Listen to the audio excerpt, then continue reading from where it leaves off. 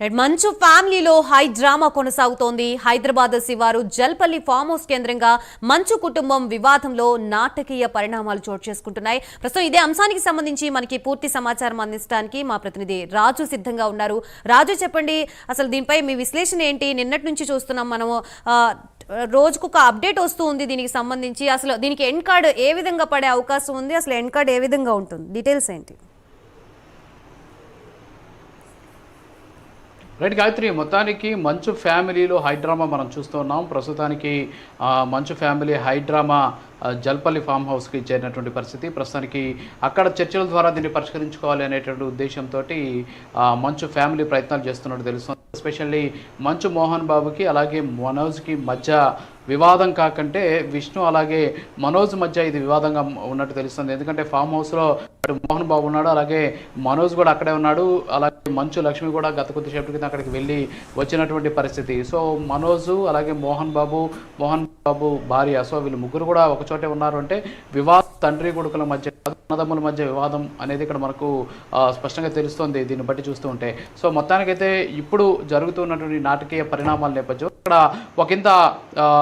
ఒక వివాదం అయితే చెలరేగినటువంటి పరిస్థితి. ఎస్పెషల్లీ ఆస్తులకు సంబంధించి మోహన్ బాబు ఎక్కువగా మంచు విష్ణుకి ఆస్తులను ఇవ్వడం పట్ల కినుగ్గా ఉన్నటువంటి మనోజ్ ఈ విషయాన్ని గట్టిగా అడిగినట్టు, ఈ నేపథ్యంలోనే విష్ణుకి సంబంధించినటువంటి వ్యాపార భాగస్వామిగా ఉన్నటువంటి ఒక వ్యక్తి వెళ్ళి మనోజ్ మీద దాడి చేసినట్టు కూడా చెబుతూ ఉన్నారు. అంతేకాకుండా మోహన్ బాబు యూనివర్సిటీకి సంబంధించినటువంటి ఆ వ్యవహారాలు చూసేటటువంటి ఒక వ్యక్తి దాడి చేసినట్టు కూడా మనోజ్ చెబుతూ ఉన్నటువంటి పరిస్థితి.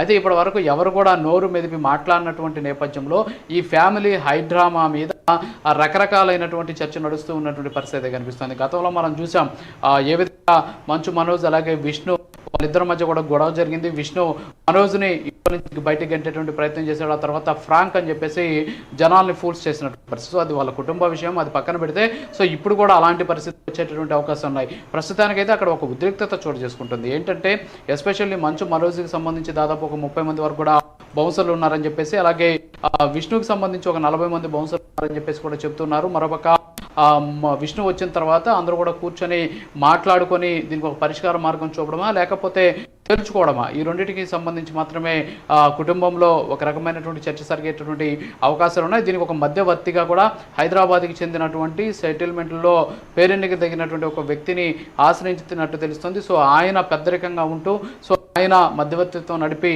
సో ఈ కుటుంబంలో ఏర్పడినటువంటి సమస్యని పరిష్కరించేటువంటి ప్రయత్నం చేయబోతున్నాడు. గతంలో కూడా అనేక మంది సినిమా వాళ్ళకి సంబంధించి వాళ్ళ కుటుంబాల్లో సమస్యలు కావచ్చు, ఆస్తులకు సంబంధించినటువంటి వివాదాలు పరిష్కరించినటువంటి ఆ పహిల్వాన్నే ఇప్పుడు రంగంలో కూడా దింపుతున్నారు అని చెప్పేసి కూడా తెలుస్తోంది. సో ఈ నేపథ్యంలోనే ప్రస్తుతానికి విష్ణు వస్తే తప్ప కుటుంబంలో ఏం జరిగింది, అంతేకాకుండా మంచు మనోజ్ అలాగే విష్ణు మధ్య ఉన్నటువంటి ఈ ఆస్తి గొడవలకు సంబంధించిన వ్యవహారం ఏంటి అనేటటువంటి వివరాలు బయటకు వచ్చేటటువంటి అవకాశాలు లేవు. మరోపక్క కుటుంబంలో జరుగుతూ ఉన్నటువంటి రచ్చ ఒక్కసారిగా బయటికి రావడం, అంతేకాకుండా దీని మీద గత కొంతకాలంగా నివురుగప్పిన నిప్పులా ఉన్నటువంటి వివాదాలన్నీ కూడా ఒక్కసారి బయటికి రావడంతో ప్రస్తుతానికి మంచు ఫ్యామిలీ బజార్న పడినటువంటి సిచ్యువేషన్ అయితే ఉంది. ఎస్పెషల్లీ మోహన్ బాబు యూనివర్సిటీకి సంబంధించినటువంటి ఆస్తులకు సంబంధించినటువంటి వ్యవహారంలో మనోజ్కి ఎక్కడ కూడా కనీసం ఆయన ప్రమేయం లేకుండా చేసినట్టు ఇక్కడ తెలుస్తుంది. ఎందుకంటే మనోజ్కి సంబంధించి మంచు మోహన్ బాబు యూనివర్సిటీకి సంబంధించి అంటే ఎంబీయూ యూనివర్సిటీ అంటారు, ఇది 2021లో డీమ్డ్ యూనివర్సిటీగా అప్గ్రేడ్ అయింది. అంతకుముందు శ్రీ విద్యానికేతన్కి సంబంధించిన విద్యాసంస్థలుగా ఉన్నటువంటి పరిస్థితి. సో దానికి అప్పుడు మేనేజింగ్ ట్రస్టీగా అలాగే చైర్మన్గా మంచు మోహన్ బాబు ఉంటే ఆయన తనయుడైనటువంటి మంచు విష్ణు మొత్తం ఆ వ్యవహారాలను కూడా చూసేవాడు. ఆయనే అక్కడ సీఈఓగా కూడా గతంలో కొనసాగినటువంటి పరిస్థితి. అయితే ఎప్పుడైతే అది ఎంబీఓగా అంటే మోహన్ బాబు యూనివర్సిటీగా డీమ్డ్ యూనివర్సిటీగా అప్గ్రేడ్ అయిందో సో అప్పటి నుంచి కూడా మోహన్ బాబు ఛాన్సలర్గా ఉన్నారు, అలాగే ప్రో ఛాన్సలర్గా మంచు విష్ణు కూడా ఉన్నటువంటి పరిస్థితి. దీంతోపాటు ఆ కుటుంబానికి సంబంధించినటువంటి మిగతా వాళ్ళంతా కూడా ట్రస్టీలుగా ఉన్నారు, ఒక్క మనోజ్ తప్ప. ఎందుకంటే మోహన్ బాబు ట్రస్టీ అండ్ చైర్మన్గా ఉన్నారు, అలాగే ఆయన ఛాన్సలర్గా ఉన్నారు, ఆయన కొడుకైనటువంటి విష్ణు ట్రస్టీ, అలాగే చీఫ్ ఎగ్జిక్యూటివ్ ఆఫీసరు, దీంతోపాటు ప్రో ఛాన్సలరు. సో ఈ పదవులన్నీ కూడా ఆయనకు ఉన్నటువంటి పరిస్థితి. అలాగే మంచు మోహన్ బాబుకి సంబంధించి ఆయన సతీమణి నిర్మల ట్రస్టీగా ఉన్నారు. అలాగే మంచు విష్ణు సతీమైనటువంటి వెరణిక కూడా ట్రస్టీగా ఉన్నటువంటి పరిస్థితి. కానీ మంచు మనోజ్కి మాత్రం దాంట్లో ఏ విధమైనటువంటి పదవి లేదు, హోదా లేదు, అలాగే ఆస్తులకు సంబంధించినటువంటి వాటా కూడా లేదు.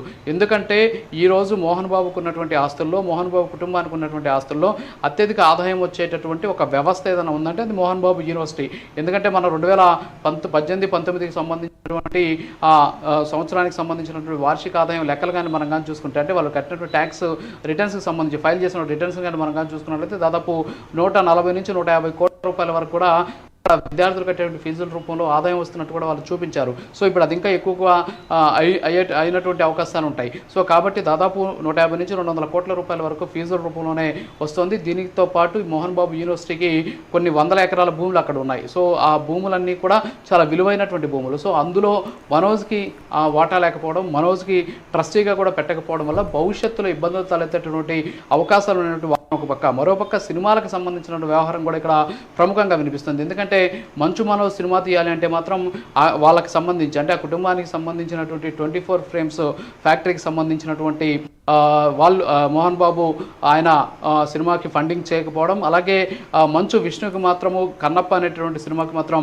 భారీ ఎత్తున, అంటే భారీ బడ్జెట్ తోటి సినిమా తీసేందుకు అవకాశం కల్పించినటువంటి పరిస్థితి. సో ఈ నేపథ్యంలోనే సినిమాల్లో కూడా అవకాశాలు లేనటువంటి పరిస్థితుల నేపథ్యంలో సొంత బ్యానర్ మీద కూడా ఆ సినిమా తీయలేగినటువంటి సిచ్యువేషన్ ఉండడంతో మనోజ్లో ఒక ఇంత అసహనం పెరిగిపోయింది. ఈ విషయాన్ని ఆయన పదే తన తల్లి నిర్మల దగ్గర మాట్లాడినటువంటి సందర్భంలో ఆమె మధ్యవర్తిత్వం చేసేటటువంటి ప్రయత్నం చేసినప్పటికీ కూడా ఇద్దరు అన్నదమ్ముల మధ్య ఈ వ్యవహారంలో ఒక కొలిక్కొచ్చినటువంటి పరిస్థితి లేదు. ఆస్తులకు సంబంధించినటువంటి వివాదం చిలికి గాలివానగా మారుతూ వచ్చినటువంటి సిచ్యువేషన్ ఉంది. ఈ నేపథ్యంలోని దాడి జరగడం, తర్వాత ఆయన హాస్పిటల్ కావడం, ఆ తర్వాత పోలీసులు స్టేట్మెంట్ రికార్డ్ చేయడం, సో ఇవన్నీ కూడా ఈ వ్యవహారాలు కూడా బయటకు వచ్చిన పరిస్థితి కనిపిస్తుంది. గాయత్రి. రైట్ రాజు, పివి రావు గారు కూడా అందుబాటులో ఉన్నారు మనకి ప్రస్తుతము. దానికి సంబంధించి, ఇదే అంశానికి సంబంధించి మనతో విశ్లేషణలో పాల్గొనడానికి.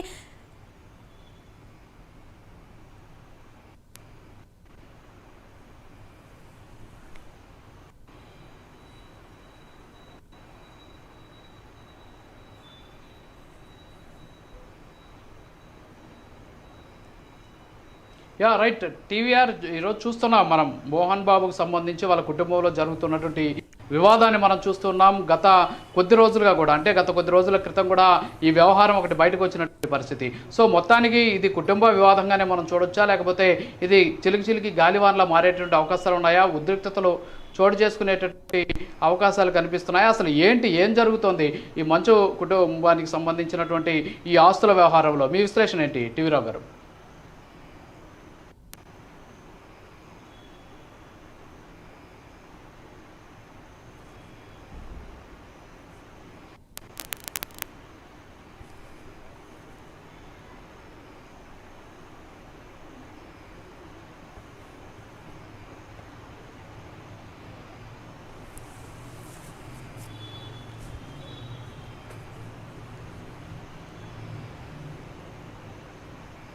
టీవీరావు చెప్పండి, ఏంటి అసలు మంచు ఫ్యామిలీకి సంబంధించినటువంటి ఈ వివాదం ఏంటి? ఈ వివాదానికి సంబంధించి అసలు కారణం ఏంటి? ఎందుకని అన్నదమ్ముల మధ్య గొడవ జరుగుతుంది? ఇంత భారీ ఎత్తున ఆస్తులకు సంబంధించినటువంటి విషయంలో ఎందుకని ఇంత రాద్ధాంతం జరుగుతోంది? ఇది ఇప్పటితోటి ఫుల్ స్టాప్ పడేటువంటి అవకాశాలు ఉన్నాయా? దీన్ని ఏ విధంగా వాళ్ళు ముందుకు తీసుకెళ్లేటువంటి అవకాశాలు ఉన్నాయి? మీ విశ్లేషణ ఏంటి టీవీరావు?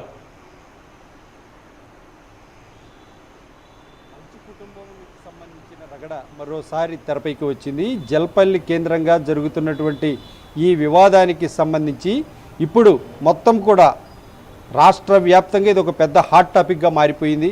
మరి ప్రధానంగా చూస్తే పైకి ఎవరు కూడా కేసులు పెట్టుకోకపోయినా కూడా డైల్ 100కి ఆవేశంలో మంచు మనోజ్ ఇచ్చిన ఫిర్యాదు మేరకు ఇక్కడ పెద్ద ఎత్తున రాద్ధాంతమే జరుగుతోంది. ఏకంగా ఆయనకు ఏదైతే మంచు నటుడు మోహన్ బాబుకు సంబంధించినటువంటి బలగాలు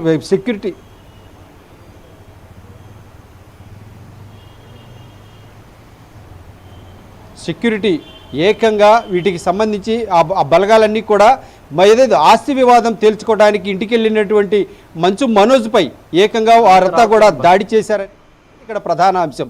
దీంతో రాజుకున్నటువంటి ఈ వివాదం కాస్త పెద్ద ఎత్తున ఇప్పుడు హాట్ టాపిక్గా మారింది.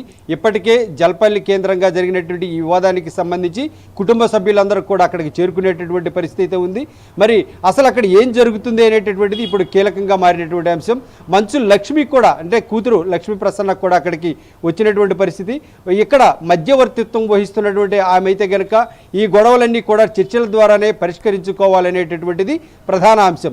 మరోవైపు చూస్తే దుబాయ్ నుంచి ఇప్పటికే చేరుకుంటున్నటువంటి మంచు విష్ణు ఏదైతే జల్పల్లికి రాకముందే అక్కడ 40 మంది బౌన్సర్లు అక్కడికి చేరుకోవడం, ఆ తర్వాత అక్కడే ఉన్నటువంటి మంచు మనోజ్ ఇంటికి సంబంధించి అక్కడికి మరో 30 మంది మనోజ్ తరపున ఉన్నటువంటి బౌన్సర్లు అక్కడికి వెళ్ళడం, అక్కడైతే నాటకీయ పరిణామాలు చోటు చేసుకున్నాయి.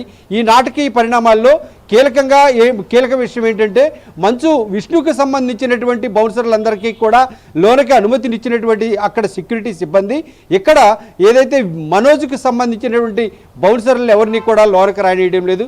మరి అంతేకాకుండా ఆ లోన నిన్న జరిగినటువంటి గలాటాకి సంబంధించి గొడవకు సంబంధించి మంచు మోహన్ బాబుకు వ్యక్తిగత సిబ్బంది ఎవరైతే ఉన్నారో వారు వచ్చేసి భయంకరంగా దాడి చేయడం వల్ల తనకు ఈరోజు వచ్చినటువంటి మెడికల్ రిపోర్టు కూడా వెల్లడైంది. ఈ మెడికల్ రిపోర్టులో ఏకంగా మంచు మనోజ్కి సంబంధించి స్పైనల్ కార్డుతో పాటు రిబ్స్ అండ్ వేరే ఏదైతే కాలికి కూడా తీవ్ర గాయమైంది అనేటటువంటిది మెడికల్ రిపోర్టులో వెల్లడైంది. అయితే దీనికి సంబంధించి ఎమ్మెల్సీగా ఏదైతే ఈ కేసును పరిగణలోకి తీసుకుంటున్న పోలీసులు మరి ఇప్పటికే దీనికి సంబంధించి ఫోన్ల ద్వారానే అందరితో మాట్లాడుతూ ఈ కేసులో ఎలా ముందుకు వెళ్ళాలి అనేటటువంటి దానిపై పోలీసులు కూడా మల్లగొల్లాలు పడుతున్నటువంటి పరిస్థితి. ఇదంతా కూడా కుటుంబ వివాదం, అందుట్లో హై ప్రొఫైల్ ఫ్యామిలీ, ఈ సెలబ్రిటీకి సంబంధించిన కుటుంబాల విషయంలో ఆచితూచి వ్యవహరిస్తూ ముందు వెనక వెళ్ళాలి. ఓవైపు ప్రొఫైల్ చూస్తే ఇటు పొలిటికల్గా స్ట్రాంగ్, అలాగే సెలబ్రిటీలు, మరి ఈ విషయంలో పోలీసులు కూడా మల్లగొల్లాలు పడుతున్నటువంటి పరిస్థితి. ఈ కుటుంబ వివాదాలు ఖచ్చితంగా ఏదైతే చర్చల ద్వారా ముందుకు వెళ్తేనే సవ్యంగా సాగుతుంది, లేదంటే ఈ కేసులు కట్టడం ఈ వ్యవహారాలన్నీ కూడా పోలీసులకు కూడా కొంతమేరకు తలనొప్పిగానే భావిస్తున్నారు. మరి ఈ నేపథ్యంలో పోలీసులు కూడా ప్రస్తుతానికైతే కనుక ప్రేక్షక పాత్ర వహిస్తున్నారా అనేటువంటి భావన కలుగుతుంది. మరి జల్పల్లి కేంద్రంగా ఇప్పుడు జరిగేటటువంటి నాటకీయ పరిణామాల్లో చూస్తే అక్కడ ఏకంగా ఓవైపు చూస్తే మోహన్ బాబు అయితే ఏకంగా ఇక్కడ గొడవలు జరగలేదు, ఇటువంటిది ఏమీ లేదు, ఇదంతా మీడియా సృష్టి అని చెబుతున్నా కానీ అక్కడ జరుగుతున్నటువంటి సిచ్యువేషన్స్ ఏవైతే ఉన్నాయో ఆ సిచ్యువేషన్ మొత్తం కూడా టెన్సివ్ సిచ్యువేషనే అక్కడ కనిపిస్తోంది.